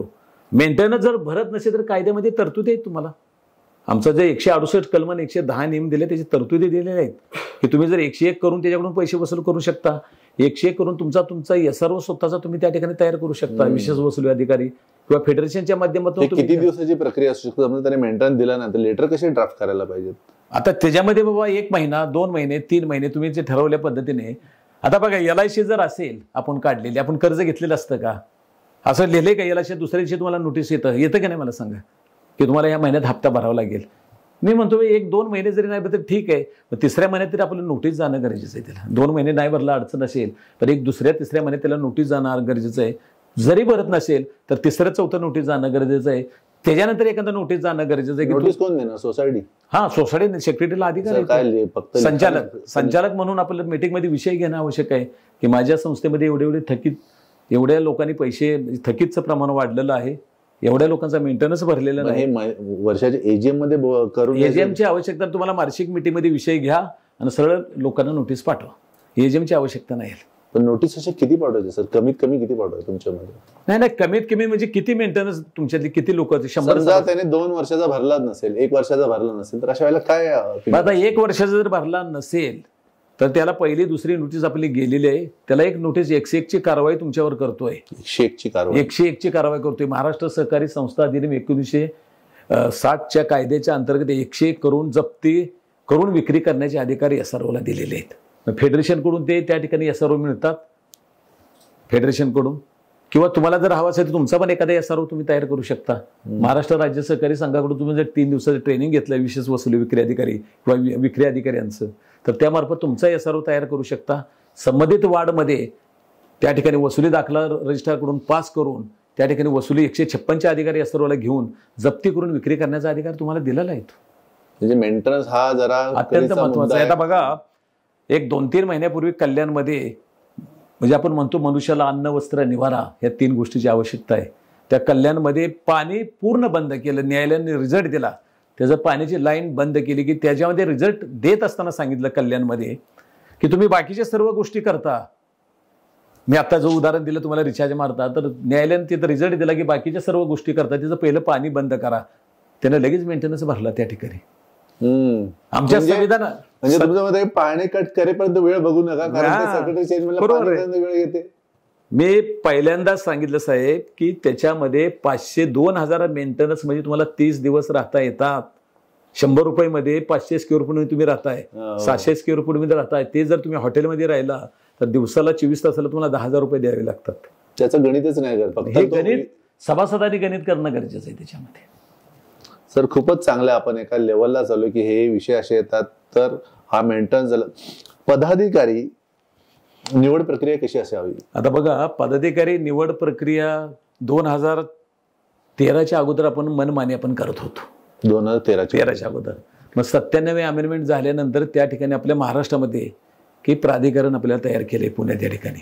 आणि प्राधिकरण तयार केल्यानंतर त्यांनी काही स्लॅब त्याच्यामध्ये पाडलेले आहेत आणि त्याच्यामध्ये त्यांनी ज्या पद्धतीने पॅनल ऑडिटर आहेत त्या पद्धतीने तुमचं निवडणूक निर्णय अधिकाऱ्याचं पण एक ऑडिट लिस्ट तयार केलेली मुंबई शहरामध्ये. आता मुंबई शहरापुरता मी बोलतो किंवा महाराष्ट्रापुरतं, महाराष्ट्रात त्या जिल्ह्याला त्या लिस्ट केल्या. मग तुमचा इलेक्शनचा पिरियड 6 महिने, कायदा काय सांगतो की 6 महिनेला मुदत संपण्याच्या अगोदर तुम्ही प्रोसिजर चालू करा, तुमच्या प्रोव्हिजन लिस्ट तयार करा, त्या रजिस्टरला पाठवा आणि मुदत संपायच्या अगोदर तुमची ते मुदत ज्या डेटला त्यापासून तुमचे इलेक्शन प्रोग्राम त्या ठिकाणी चालू करा. असं कायद्या सांगितले. पण आता मुंबई शहरामध्ये 2-2, 3-3 वर्षे इलेक्शन होत नाहीत, लोक नाहीत, तो भाग वेगळा आहे. पण आपल्या 250च्या आतल्या जर तुमच्या संस्था असतील, 250च्या आत जे मेंबर आहेत त्या मेंबरला तुम्हाला स्वतंत्र त्याच्यामध्ये दिलेलं आहे की तुम्ही पॅनलवरला कुठलाही निवडणूक निर्णय अधिकारी निवडा, त्याचं संमतीपत्र घ्या, मीटिंगमध्ये तशा प्रकारचा ठराव करा, रजिस्टर प्रोव्हिजन यादी बनवताना तोच प्रस्ताव तयार करा की ह्याने आमचे निवडणूक निर्णय अधिकारी म्हणून आम्ही त्याची नियुक्ती केलेली आहे. हा एक भाग झाला. दुसरा भाग, त्याच्यामध्ये सभासदांना सुद्धा अधिकार दिलेले आहेत की सभासदांना महाराष्ट्र राज्य सहकारी संघाच्या मार्फत जर निवडणूक निर्णय अधिकारी प्रशिक्षण घेतलं तर त्या सभासदाला सुद्धा निवडणूक घेण्याचा अधिकार आता नवीन कायद्याने दिलेला आहे. हे सुद्धा आपण करणं गरजेचं आहे. पण समजा अध्यक्ष सेक्रेटरी याच्यामध्ये कधी कधी 2 गट सुरू होतात. म्हणजे एका सोसायटीमध्ये समजा 50 लोकांचा त्यात 2 गट होतात. मग असे गट होऊ नये म्हणजे त्यासाठी पण काय असायला पाहिजे, त्यांनी काय समजूतदारपणा केला पाहिजे? आता हा भाग गट का होतात ह्याच्यावर पण विचार थोडासा करणं गरजेचं आहे की गट झाले तर त्या ठिकाणी वादविवाद झाला, वादविवाद झाला, तक्रारी गेल्या की त्या ठिकाणी प्रशासकाला आणि संस्थेचं नुकसान झालं. म्हणून आपल्या त्या ठिकाणी समोपचार करणं गरजेचं आहे. समोपचार गट होऊन परत त्याचा वादविवाद करण्यात अर्थ नाही. ह्या गोष्टी जसं कुटुंब आहे त्या कुटुंबाप्रमाणे राहणं गरजेचं आहे. याच्यामध्ये काही लोक अध्यक्ष, सेक्रेटरी, खजिनदार हे तिघे निवड करताना अध्यक्षाने कसा असावा झाला, पण अध्यक्ष निवडून काळजी कुठली घ्यावी असं पण काय तुम्हाला कसं असावं, म्हणजे लोकांना तुम्ही काय सांगाल कसा असावा तुमच्या? अध्यक्ष, खजिनदार आणि सेक्रेटरी अभ्यासपूर्वक इथून पुढच्या काळामध्ये काम करणं गरजेचं आहे. नॉलेज आणि सर्वांना बरोबर घेऊन जाणारं असावं. जात, धर्म, प्रांत त्या ठिकाणी पाहणं आवश्यक नाही.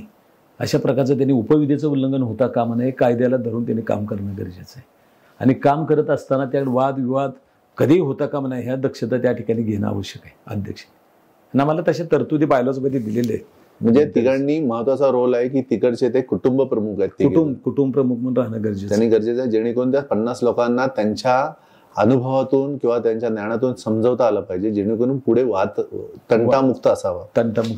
बरेचसे तंटा होतात आता कोर्टात सुरूच असतं, कोर्टामध्ये आहे. सर हे एजीएम, एसजीएम आणि मंथली मीटिंग हा काय जरा फरक सांगाल का श्रोत्यांना? आता बघा, नवीन संस्था रजिस्ट्रेशन झाल्यानंतर ज्यावेळेस तुमची गृहनिर्माण सहकारी संस्था नवीन रजिस्ट्रेशन होईल त्यावेळेस रजिस्ट्रारच्या मार्फत पहिली सर्वसाधारण सभा होते नियम 59 नुसार. मी नियम पण सांगतो म्हणजे लोकांना सुद्धा समजणं गरजेचं आहे. ही त्या संस्थेच्या जीवनामध्ये एकदाच होते 59 नियमानुसार. सोसायटी रजिस्ट्रेशन झाल्यानंतर म्हणजे संस्थेच्या जीवनामध्ये 4 सभा येतात. पहिली सर्वसाधारण सभा, वार्षिक सर्वसाधारण सभा, विशेष सर्वसाधारण सभा आणि अंतिम सभा. आता अंतिम सभेचा आपल्याला विचार करायचा नाही. आता ही पहिली सर्वसाधारण सभा ही एकदाच येते संस्थेच्या जीवनामध्ये आणि वार्षिक सर्वसाधारण सभा ही दरवर्षी येत असते. त्याला जे आपल्याला कलम 168 कलमामध्ये जे कलम दिले ते 75 कलम दिलेलं आहे आणि 75 कलमानुसार आपण वार्षिक सर्वसाधारण सभा घेत असतो. आता वार्षिक सर्वसाधारण सभा घ्यायला आपल्याला आपलं जे सहकार वर्ष आहे 1 एप्रिल ते 31 मार्च 12 महिने आपल्याला दिलेले. आम्ही काय काम केलंय संस्थेचा आरसा हा सभासदांच्या पर्यंत पोहोचणं आवश्यक आहे, लेखाजोखा सभासदांच्या पर्यंत पोहोचणं आवश्यक आहे. आणि त्याच्यासाठी आपल्याला सर्वसाधारण कायद्यानुसार 1.5 महिन्याचा पिरियड तुम्हाला सगळे डॉक्युमेंट बनवण्याचा दिलेला आहे, अहवाल बॅलन्स शीट तयार करण्याचा दिलेला आहे. आणि आता नवीन कायद्यानुसार आपल्याला 30 सप्टेंबरच्या आत वार्षिक सर्वसाधारण सभा होणं गरजेचं आहे. 30 सप्टेंबरच्या पुढे गेली तर तुमचं संचालक तक्रारी ते संचालक मंडळ सुद्धा बरखास्त होऊ शकते, कारण तुम्हाला 6 महिन्याचा पिरियड दिलेला आहे.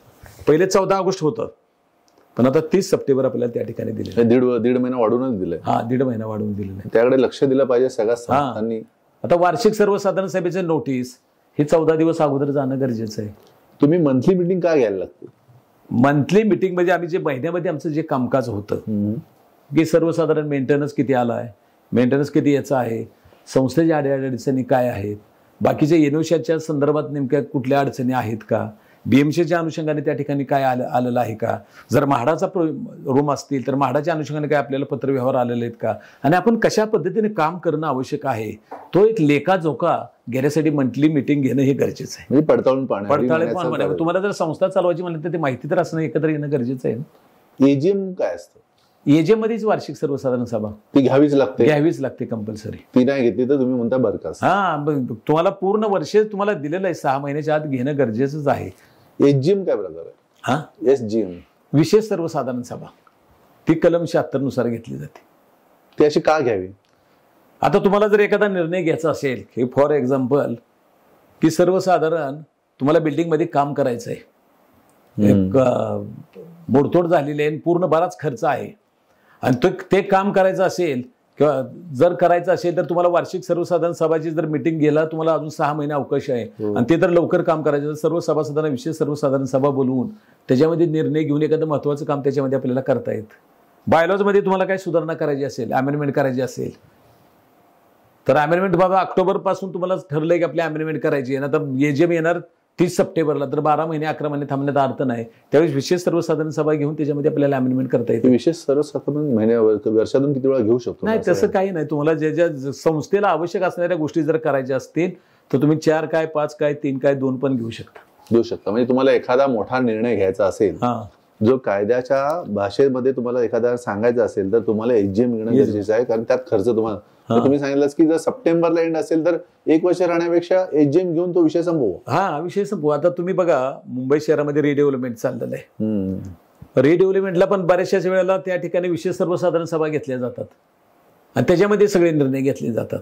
आणि आता रिडेव्हलपमेंट करण्यासाठी जी आपली कलम दिलेली 79 मध्ये तुम्हाला नॉर्म्स दिलेत सगळे रिडेव्हलपमेंटच्या अनुषंगाने कशा पद्धतीने घेणं आवश्यक आहे, त्या वास्तुविस्ताराची कशा पद्धतीने निवड करणं आवश्यक आहे, विशेष सर्वसाधारण सभेचे विषय कुठले घेणं आवश्यक आहे, रजिस्ट्रारची त्याची नेमकी भूमिका नेमकं त्या ठिकाणी काय असेल, बिल्डर निवडताना टेंडर कशा पद्धतीने भरणं आवश्यक आहे, हे तुम्हाला 79 गव्हर्नमेंटने ते लाईन करून दिलेले आहेत. त्या पद्धतीने आपल्याला करणं आवश्यक आहे. आणि 1919 अंतर्गत बरीचशीच मंडळी ती घेत नाहीत आणि पुढे बरेचसेच प्रॉब्लेम त्या ठिकाणी निर्माण होतात. यामध्ये जो आपण 79A सांगितलं 79 ह्या थोडक्यात समजेपर्यंत जरा सांगाल की 79A मधला जो महत्वाचा पार्ट आहे तो हाऊसिंग मध्ये असलेल्या लोकांचा काय आहे? हाऊसिंगचा म्हणजे बरेचशेच वेळेला बिल्डर फसवणूक करत होते आणि त्या प्रोसिजरने जर तुम्ही गेला तर बिल्डर फसवणूक करणार नाही रिडेव्हलपमेंटच्या अनुषंगाने. हाच एक थोडक्यात तेवढं. तुम्ही जर त्याचं पालन केलं आणि उद्या तुम्हाला अडचण आली तर रजिस्ट्रार सुद्धा मग तुमच्या विरोधात जाऊ शकतो त्या ठिकाणी. कोर्टामध्ये जाऊ नये म्हणून सर कोर्टाना सगळ्यात आहे ना सोसायट्यांमध्ये मी जेवढ्या सोसायट्यांबरोबर आहे त्यामुळे मला एक दिसलं की बऱ्याचशा सोसायट्या ह्या प्रशासक येतात आणि कोर्टामध्ये त्यांची सुरू असतात आणि कोर्टामध्ये जाऊन आपले रिलेशन्स एवढे खराब होतात की कोर्टामध्ये जाऊन मग त्याला तंटामुक्त, जसं RR पाटील साहेबांनी तंटामुक्त अभियान राबवलं होतं. सोसायटीत तंटामुक्त अभियान का नाही करत? नाही, आता नवीन याच्यामध्ये टाकलेलं आहे ते सुद्धा, पण ते मुंबईमध्ये मला कुठे दिसतच नाही. आता सुरुवात करणं गरजेचं आहे. ते केलेले पण तिथपर्यंत पाठपुरावा होत नाही. कारण हा विषय तिथपर्यंत पोहोचवण्यापेक्षा म्हणजे तुम्ही तिथं कोर्टात जा, उभे राहा, सांगा, एक महिने चेहऱ्याकडे बघा आणि हेच काम करत राहायचे. नाही, आता ते कसं आपल्या पातळीवर आपल्याला तर नवीन, आता बघा हे चालवत असतानाच प्रत्येक गोष्ट कायद्यानंच पाहिजे अशातला भाग नाही. हो ना. एक सामाजिक बांधिलकी आणि सभासदांना पण ते समजून घेऊन त्या ठिकाणी करणं गरजेचं आहे. मग समजा एखादा कोर्टावर जाण्यात एखाद्या ह्यातला तज्ञाला समजा सोसायटीमध्ये समजा समजत नसेल तर एखाद्या बाहेरच्या नियुक्ती करू शकता, नियुक्ती करू शकता. सल्लागार म्हणून एखादी नियुक्ती करा. सल्लागार बाहेरचा कसा चांगला झाला ज्याला अनुभव असेल तो तर नियुक्ती करू शकता ना तुम्ही सल्लागार, मग तो गायडन्स करण्यासाठी. मग त्याचं काय पेमेंट असेल किंवा सॅलरी पण ठेवून काही लोक करतात. आता मॅनेजरची संकल्पना आली, सेक्रेटरी किंवा अध्यक्षाला वेळ नाही, मग पगारावर मॅनेजर ठेवायला लागले मुंबई शहरामध्ये. सर आपण त्यावर येणार आहोत. हा जो मध्यस्थी, आता आपण तंटामुक्त जो विषय आहे, तंटामुक्त सोसायटी असावी हा सगळ्यांचा समज आहे. म्हणजे तंटा नसला पाहिजे, तिथल्या तर संपला पाहिजे, कोर्टापर्यंत जाऊ नये. मग त्यासाठी बाहेरचा एखादा तज्ञ आला आणि त्यांनी समजवलं तर समजून घ्यायला पाहिजे, नाहीतर तो खास ह्याचा खास नको व्हायला. आता तो काय ते प्रत्येकाने काही गोष्टी समजणं गरजेचं आहे. आणि ज्याला सल्लागार म्हणून नेमलेला आहे त्यानं त्या पद्धतीने राहणं आवश्यक आहे. त्याने राहणं म्हणजे त्यांनी न्यूट्रल विचार केला पाहिजे. न्यूट्रल राहणं गरजेचं आहे. राहत नाहीत, पण 90% राहत नाहीत. मग त्यांना कोर्टातच जावं का? मग ते कोर्टात गेल्यानंतर कोर्टात कधी निर्णय लागत नाही. बघा 156 जप्ते आणि तुम्हाला जे मी मेंटेनन्स वसूल करण्याचे जे अधिकार सांगितले ना, 101 का सांगितला? कोर्टात जाता कामा नाही. आपल्याला कोर्टामध्ये आपल्या सेक्शन 91 से 100 पर्यंत दिलेलं आहे. 91 ते 100 सहकार न्यायालय दिलंय. आणि सहकार न्यायालयामध्ये गेलं तर तुमचे पैसेच वसूल लवकर होत नाही निकाल लागत तोपर्यंत. म्हणजे उदाहरणार्थ बँकेचा जसा NPA वाढतो तसं आपला मेंटेनन्स वाढत जाणार त्या ठिकाणी. मग तुम्हाला ह्या 101 का दिलं? तर 101ला काय आहे की जरी त्याने स्टे घेतला तरी 50% पैसे तरी वसूल होतात. स्टे घेतला तरी 50% पैसे वसूल होतात. पण सगळे पैसे कधी वसूल होणार? ऐका, सगळे मी काय सांगितले 100 50 रुपये तर लगेच आपले वसूल झाले. पण सगळ्याच केसेस कोर्टात जर गेल्या तर ते कधी निकाल लागेल आणि कधी पैसे होतील सांगता येत नाही. निकाल पण लागला पाहिजे ना. लागत नाहीत लवकर, त्यामुळे बऱ्याच अडचणी निर्माण होतात त्या ठिकाणी. आता बघा बऱ्याचशा नागरी सहकारी पतसंस्था असतील, बँका असतील, ते कोर्टाच्या ऐवजी इकडे नागरी सहकारी बँक पतसंस्था सगळे SRO घेऊनच पैसे वसूल करतात ना. आता बऱ्याचशा फेडरेशनच्या मार्फत ते पण पैसे वसूल होतात. म्हणजे एखाद्या हाऊसिंग सोसायटीने SRO घेतला तर चांगलं होईल, जेणेकरून त्यांचा सपोर्ट होईल त्यांना. जेणेकरून तुम्हाला घरातले वाद, जे सोसायटीतले वाद हे कमी करता येतील. SRO घेतला तर एक चांगला SRO नेमा, जेणेकरून त्याच्याकडनं तुम्ही काम करू. सर याच्यामध्ये ना सर 31 मार्च झाल्यानंतर ऑडिटर वेळेत काम करत नाही, सेक्रेटरीकडे लक्ष देत नाही, एवढं सगळं बघेपर्यंत काम धंदे सोडून ना दिवसभर त्या सोसायटीत चाललेलं असं बऱ्याच जणांचं. तर यामध्ये मॅनेजर नेमावा का? तर मॅनेजर नेमल्यानंतर काय करावं, किंवा एखाद्या थर्ड पार्टीलाही काम द्यावं का, जेणेकरून हे काम सुरळीत आणि सोपं होईल. आता बघा हा पदाधिकारी, तुमचं संचालक आणि तुमचे सभासद हे ठरवणं गरजेचं आहे. मॅनेजर जर तुम्ही दिला तर त्याचा पगार सॅलरी वाढत जाणार, पण तो काम व्यवस्थित करणार चांगला मॅनेजर असल्यानंतर. दुसरी गोष्ट, तुम्ही संचालक म्हणून या ठिकाणी काम करत असताना, पदाधिकारी म्हणून काम करत, तुमचा व्यवसाय करून तुमची नोकरी करून ते काम करता तुम्हाला वेळ नाही. तर माझं व्यक्तिगत मत आहे, तुम्हाला जर वेळ नसेल पण संस्थेचा जर कारभार चांगला चालवायचा असेल तर एखादा मॅनेजर ठेवला काही हरकत नाही. आता बऱ्याच संस्थेतून ठेवायला लागलेत मॅनेजर. त्याच्याकडे पूर्ण जबाबदारी त्याच्याकडे असणं गरजेचं. तुमची जबाबदारी छोट्या छोट्या गोष्टींची, पत्रव्यवहार पासून बाकी सगळं सिक्युरिटी वेळेत आला का, सगळ्या गोष्टी बघणं, सगळ्या गोष्टी तो लक्ष देईल आणि त्याचं उत्तर तो सेक्रेटरी किंवा चेअरमॅनला देईल. पण हा खर्च करायचा असेल तर तुम्ही काय सांगाल की लोकांनी हा खर्च का करावा, जेणेकरून तुम्हाला कुठले कुठले प्रश्नांना सपोर्ट होईल, खर्च होईल पण चांगल्या सुखी सुविधा मिळतील ना? आता बघा, तुम्हाला सुख सोयी पाहिजे असतील तर खर्च होणार आहे. आणि खर्च जरी झाला तर तुम्हाला बाकीच्या सगळ्या गोष्टी मिळणार आहेत. पण जरी थोडा खर्च झाला तरी चालेल, पण ह्या बाकीच्या गोष्टी तुम्हाला मिळतील ना सगळे. ते पण सभासदांनी लक्षात घेणं गरजेचं आहे. पण बऱ्याचशाच वेळेला काय कमी पैशामध्ये जास्त पाहिजे असं प्रत्येकाचं म्हणणं असतं. आज तुम्ही मोबाईलच्याच एक उदाहरण मी नेहमी देत नाही, पण मोबाईल प्रत्येकाच्या घरामध्ये, प्रत्येकाच्या हातामध्ये मोबाईल, किती खर्च होतो त्याचा विचार करता का तुम्ही? आज ऑनलाईन संपूर्ण बाहेरून मागतात, त्याचा विचार करता कधी? मग संस्था जर तुम्हाला बाकीच्या सुविधा मिळत असतील तर थोडा 2 पैसे गेले तर काय फरक पडतो? म्हणजे मॅनेजर नेमला तर नेमलं तर चांगलं आहे ना, बाकीच्या त्रास नाही ना. आता हा मॅनेजर समजा नेमायचा असेल तर तो प्रशिक्षित असावा की कसा असावा? आता बऱ्याचशा ठिकाणी प्रशिक्षित नसतात लगेच, म्हणजे त्याला शिकवावं लागेल. तर आता मला वाटतं तुम्ही आता हे सहकार कनेक्ट चॅनल तयार करताय तर तुम्ही एक चांगला दूरदृष्टी ठेवा. आणि मुंबई शहरामध्ये आता तुम्ही काम करताय तर मुंबई शहरातल्या ज्या ज्या गृहनिर्माण सहकारी संस्था आहेत त्या गृहनिर्माण सहकारी संस्थेच्या मॅनेजरला पण प्रशिक्षण देण्याचं काम करा. आमचा राज्य सहकारी संघ देतोय, पण राज्य सहकारी संघाला तुम्ही कनेक्ट व्हा, त्याच्यामार्फत आपण दोघं मिळून त्या ठिकाणी काम करू. आवडेल सर आम्हाला. म्हणजे मी म्हणतो की 1 मे महाराष्ट्र दिन आहेच, पण मुंबईमध्ये मराठी वर्गाला जर व्यवसाय करायचा असेल किंवा स्वतः मॅनेजर म्हणून काम करत आम्ही पुढाकार घ्यायची आमची पूर्ण तयारी केली की तुम्ही या, आपण एकत्र काम करू, ज्या सोसायटी असेल त्यांच्यासाठी एज्युकेशन ट्रेनिंग ठेवू, जेणेकरून तुम्ही ह्या प्रवासात याल आणि प्रवासात जाता जाता तुमचा उद्धार होईल आणि आपल्याला महाराष्ट्राला दिलेलं एक चांगलं व्यासपीठ पण असेल. सर बोललेच की एकत्र करता येईल, एकत्र केल्याशिवाय कुठली गोष्ट होत नाही. तो सहकार्याने एकमेकांचा हे करू अवघे धरूया. तो सहकार कनेक्ट हा नाव का आम्ही नेमला की सहकारला आपल्याला सगळ्यांना कनेक्ट करायचे, कनेक्ट करायचं म्हणजे जो दुखलाय त्याला पण ये बाबा आपल्या सोबत काम कर, तुझे प्रश्न आहेत भरपूर, पण तू पण थोडीशी तुझ्याकडे उत्तर असतील तर ती पण उत्तर आम्हाला दे, आपण अजून त्याच्यावर काम करू, आपण तज्ञ लोकांना आणू, समजा आपण ऐकत नसेल ह्याच्यातली खूप लोक आहेत त्याच्यावर काम करणारी. सर आपण हा चाललाच आहे विषय, तर हा ऑडिट जो प्रकार आहे की सोसायटीचं ऑडिट आणि ऑडिटर, एक ऑडिट आहे आणि ऑडिटर कसा असावा आणि ऑडिट का करावं. बघा कायद्यानुसार मी सांगतो की ऑडिट हे कायद्याने आपल्याला बंधनकारकच आहे.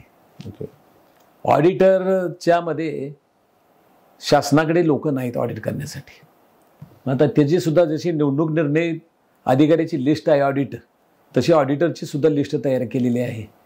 मी पहिल्यांदाच वामनराव पैनी सांगितले तूच आहे तुझ्या जीवनाचा शिल्पकार, तुम्हाला जो योग्य वाटेल चांगला वाटेल तुम्ही मला कसं समजायचं, तर आपल्याला रिपोर्ट मिळतात कोण चांगलं काम करणार आहे, कोण काम चांगलं, जो पॅनलवर जो चांगली व्यक्ती असेल काम करणारे. मी आता मगाशी नाव सुचवताना तुम्हाला सुचवलं लगेच बाबा ती व्यक्ती चांगली आहे, आता मगाशी नाव सुचवलं ते. तसे काही ऑडिट तुम्हाला वाटले बा हा व्यक्ती चांगलं काम करणार आहे, त्याची तुम्ही नियुक्ती करण्याचा तुम्हाला अधिकार दिलाय ना, काय शासन देईल तोच अधिकार नाही, फक्त पॅनलवरला तुम्ही कुठलाही घेऊ शकता. आता ऑडिट का करायचं, ऑडिट करत असताना पारदर्शकपणा असणं गरजेचं आहे, शासन दरबारी सगळे रिपोर्ट जाणं गरजेचं. ब्रह्म विष्णू महेश आम्ही जे हे सगळं करतोय हे कायद्यानं करतोय.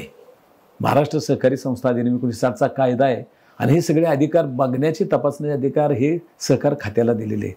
सहकार खात्याला कोणी दिलेले आहेत, कायद्याने दिलेले आहेत. कुठला कायदा, महाराष्ट्र सहकारी संस्था अधिनियम 1960चा अंतर्गत कलम आणि 1 ते 10 मध्ये जे कलम दिले रजिस्ट्रार त्याचे अधिकार त्याला दिलेले आहेत आणि त्या अंतर्गत तू करत असतो. म्हणजे ह्या गोष्टी आमच्याकडे माहिती असणं आवश्यक आहे. आणि ऑडिट करत असताना ज्यावेळेस आपण ऑडिटची नियुक्ती करतो 3 वर्षांना आपल्याला बदलाचा अधिकार दिलेला आहे आणि ऑडिटची नियुक्ती करत असताना फक्त आपण सजेशन देणं आवश्यक आहे की आमच्या संस्थेत तू ऑडिट कर, पण आम्हाला मार्गदर्शन करत असेल तर आमच्या संस्थेत तुझी नियुक्ती करतो, असं आहे का. पण काही लोक फक्त ऑडिटर असे पण निवडतात की त्याला माहिती नाही, फक्त ऑडिटरची सही असावी म्हणून का, पण तो कधी कधी ना ऑडिटर त्या सोसायटीला समजत पण नाही. समजावणं गरजेचं आहे, त्याचं काम आहे, पण आपण ते येत नाहीत लोक. पण तुम्ही तुमचं काम आहे ते, आम्ही तुझी नियुक्ती करतो पण आम्हाला तुम्ही काही गोष्टी सजेस्ट करणं गरजेचं आहे असं त्याला सांगणं गरजेचं आहे. सांगणं म्हणजे फी वाढवली तरी चालेल पण तू आम्हाला सांगायला नाही, कायद्यानं फी घ्या तुम्ही, ती आहे तीच घ्या. आता फी वाढवल्यानंतर अकाउंट लिहिले म्हणून त्याच्यात करा, पण ह्याच्यात तुम्हाला वाढवता येत नाही, नियमानुसार आहे तीच. म्हणजे तुम्ही सांगू शकता ऑडिटरने पण लक्ष दिलं पाहिजे की त्या सोसायट्या ज्या तुमच्याकडे आहेत त्यांना तुम्ही त्यांच्या मुळात त्यांनी सांगणं गरजेचं आहे. फक्त ऑडिट करून स्टॅम्प मारून जाऊन गरजेचं नाही, काही गोष्टी सांगणं गरजेचं आहे, पदाधिकाऱ्यांना सांगणं गरजेचं आहे, मॅनेजरला सांगणं गरजेचं आहे ना, त्याचं पण काम आहे ना. तुम्हाला ते ऑडिट झाल्यानंतर दोष दुरुस्ती अहवाल आपल्याला त्या ठिकाणी जावं लागतो.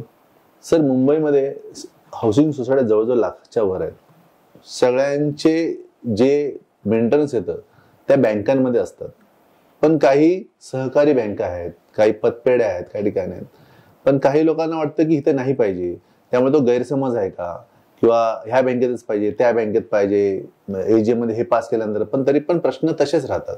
तर तुमचं काय मत आहे की काय बँका कशा आपला पैसा सुरक्षित कसा असेल. आता सुरक्षित पैसा कायद्याने जर आपल्याला म्हटलं तर आपल्याला मी कलम जास्त सांगत नाही, पण आपल्याला 7-0 कलम दिलेला आहे, त्याच्यात कंपल्सरी सांगितलेलं आहे की तुम्हाला त्या त्या जिल्हा मध्यवर्ती सहकारी बँक आणि राज्य बँक ह्या पहिल्या 2 बँका अत्यंत महत्वाच्या आहेत आणि पूर्ण शासनाची जबाबदारी असते, पैसे कुठेही जात नाहीत. आज उदाहरणार्थ मुंबई असेल तर मुंबई जिल्हा मध्यवर्ती सहकारी बँकेमध्ये कंपल्सरी पैसे तुम्हाला ठेवावे लागतात, कारण शासन जबाबदार आहे. आणि तुम्हाला जर इतर बँकेमध्ये जर तुम्हाला ठेवायचे असतील तर रजिस्ट्रारची परवानगी घेऊन तुम्ही 3 वर्षाचे वार्षिक अहवाल बघा, त्याचा इतिहास पहा आणि ते गुंतवणूक करा. पण गुंतवणूक करत असताना 5 लाखाच्या वर जाता कामा नये एवढे दक्षता घ्या. काही इन्व्हेस्टमेंट हे निधी फंड मॅनेजमेंट हे अत्यंत महत्त्वाचं आहे. आता आपण मुंबई शहरामध्ये बघतो काही बँकेतून तसं झाल्यामुळे बरेच पैसे PCM बँकेमध्ये पैसे गेले, आता मला वाटतं दुसरी XYZ बँक त्याच्यामध्ये पैसे गेले, पण असं होतं कामा नये. नाही तर आपल्याला ठीक आहे जिल्हा मध्यवर्ती सहकारी बँक एकदम सक्षम. आपण बोलू शकतो की जर त्याला शासनाने अधिकार दिला असेल या 2 बँक, राज्य बँक आणि जिल्हा बँक म्हणजे अशा सगळ्या गोष्टीमध्ये. सर आपण एक महत्वाच्या विषयावर आलोच होतो, तर सोसायटीमध्ये सेक्रेटरी चेअरमॅनचे रोल असतातच, पण सोसायटीला मॅनेजर नेमताना तो मॅनेजरला रोल अँड रिस्पॉन्सिबिलिटी कुठल्या असेल, म्हणजे त्याचा एक जॉब प्रोफाईल असला पाहिजे की दिवसभरात आलेल्या औषध, तर हा मॅनेजरने दिवसभरात काय काम करावं. आता मॅनेजर मुळातच निवडताना त्याने एखादा कोर्स केलाय का कोर्स कोऑपरेटिव्हचा, ओके, आता नवीन हाऊसिंगचं आहे. दुसरी गोष्ट मॅनेजर त्या ठिकाणी शिक्षण तर असणं गरजेचं आहे. त्याच्यानंतर त्यानं पूर्ण अकाउंट्स पूर्ण पाहणं गरजेचं आहे. मग अकाउंट्स म्हणलं तर A to Z आलं सगळं, पूर्ण रजिस्टर सगळेच त्याच्यामध्ये आलं. त्याच्यानंतर दुसरी गोष्ट मॅनेजरच्या अनुषंगाने तुम्ही नेमकी जबाबदारी काय दिलेली आहे तिथली, हे अकाउंटचं काम दिलंय का दुसरं काम दिलंय. मग दुसरं काम देताना वॉचमॅन आले असतील, त्यांच्या दुट्या लावणं, बाकी मेंटेनन्स पाहणं, लिफ्टचं मेंटेनन्स पाहणं, ह्या सर्व गोष्टी मॅनेजरला त्या ठिकाणी पाहाव्या लागतील आणि त्याच्या अंडर त्याला ती सर्व कामं करावी लागतील. म्हणजे हा खर्च वाढेल फक्त. पण खर्च जर वाढला, समजा मी 50 लोकांचा विचार केला किंवा 70 लोकांचा घेऊ आपण एक हिशोबासाठी, समजा मॅनेजर निवडायचं, काय मॅनेजरचा काय म्हणजे त्याला खर्च उरून एका घरामागे किती येणार आहे महिन्याभरात. नाही आता तो किती पगार आहे त्याच्यावर अवलंबून. 25,000 पगार द्यायचा म्हटलं 200-300 रुपये वाढतील, म्हणजे एका महिन्याला तेवढा पगार द्यायला काय द्यायला हरकत नाही. होऊ शकते. म्हणजे जर आपलं काम हलकं करायचं असेल तर ह्या गोष्टीत पण पडलं पाहिजे. त्याला सहकार आपण तेच म्हणतो ना, एकटी व्यक्ती करू शकत नाही. मोठ्या तुमच्या मेंटेनन्स आज मुंबई शहरामध्ये 200, 300, 500 सभासदांचे टावर झालेले आहेत. हो ना. मग तिथे तुम्हाला ते सगळे मॅनेजमेंट करावीच लागेल.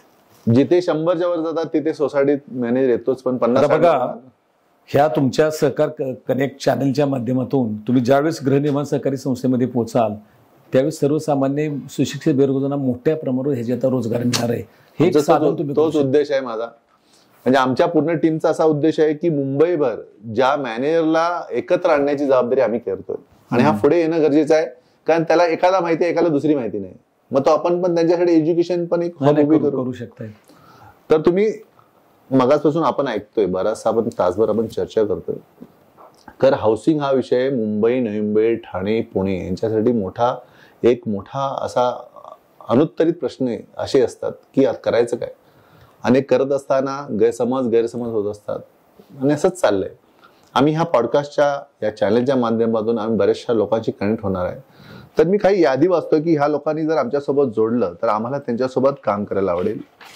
तर कोण असतील तर मी तुम्हाला विचारतो. ही सहकार्याची चळवळ आहे. सहकारामधलं सगळ्यात पार्ट म्हणजे महत्वाचा जो मुंबईशी रिलेटेड आहे तो म्हणजे सहकारातला हाऊसिंग हा पार्ट आहे. तर हाऊसिंगमध्ये आम्ही सध्या काम करतोय. सध्या हाऊसिंगला एका लेवलला घेऊन जाण्याचा विचार करतोय, त्याच्या प्रश्नांची उत्तरं शोधतोय. आम्ही काही लोकांबरोबर विचार करतोय की आम्ही त्यांच्यासोबतही काम करावं, कारण हा मेसेज सगळ्यांबरोबर पोचावा म्हणून. तर आमची इच्छा आहे की सहकार आयुक्ताचे जे अधिकारी असतील त्यांनी आमच्यासोबत यावं, आमच्या बरोबर पॉडकास्ट किंवा आमच्या चॅनेलला त्यांनी उत्तरं असावीत, ती महत्वाची असतील. कोऑपरेटिव्ह सोसायटीचे वकील, retired registrar, PMC consultant, chartered accountant, senior सिटीजनचे एक संघटनांचे प्रतिनिधी, जेणेकरून ती लोक तंटामुक्ताकडे लक्ष देतील. अपार्टमेंट मॅनेजमेंटचे कंपन्यांची माणसं, IT प्लॅटफॉर्म, उदाहरणार्थ माय गेट, नो ब्रोकर सारखे आता ऍप आलेले आणि बरेचसे ऍप येतात. माझ्या मध्ये त्यांनीही जोडावं. आपण हा एक प्रवास आहे, ही चळवळ आहे. चळवळ एकट्याची नाही. आपण सगळ्यांनी म्हणून जर चळवळच्या पुढे गेलो तर बऱ्याचशा आपण लोकांपर्यंत पोहोचू. तर अशी बरीचशी लोक आहेत. आम्ही तुम्हाला पुढच्या याच्यामध्ये आम्ही सांगूच, पण सर्वांनी एकत्र या आणि एकत्र आपण ह्या हाऊसिंगला एक चांगलं हाऊसिंगचं एक स्वरूप देऊ आणि हाऊसिंगच्या स्वरूपाला आपण एक चांगला न्याय देऊ. अशा न्याय देण्यासाठी आपण सगळेजण येणार आहोत. तुमच्या कमेंट्स ह्यामध्ये सांगा. तुम्हाला असलेले प्रश्न तुम्ही जास्तीत जास्त सांगा आणि आपण ह्याच्यातनं एक उत्तर शोधू आणि ह्याच्यातला आपण दुसरा नवीन पॉडकास्ट किंवा एखाद्या चॅनेलवर आपण माध्यमातून आपण काम करू. तर आज आपण इथं आलात सर, तुम्ही इथं आलात. तर फाळके सर एवढ्या मोठ्या लेवलला करतात, 35 वर्ष काम करतात. आम्ही त्यांच्याकडे अनुभव घेतला. मीही बघता बघता आम्हाला पण काही गोष्टी एक म्हणजे एक विषय समजून गेला की हा ही पण लाईन आहे का. अशा पद्धतीने आपण सर प्रवासामध्ये तुम्ही आम्हाला अपेक्षित आहात आणि तुम्ही आलात त्याबद्दल मी तुमचा धन्यवाद सर.